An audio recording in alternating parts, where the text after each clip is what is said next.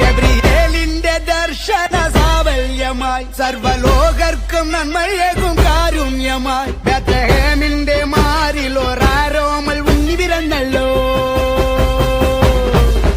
ഗബ്രിയേലിന്റെ ദർശന സാവല്യമായി സർവലോകർക്കും നന്മയേകും കാരുണ്യമായി ബേത്ലഹേമിന്റെ മാറിൽ ഒരാരോമൽ ഉണ്ണി പിറന്നല്ലോ.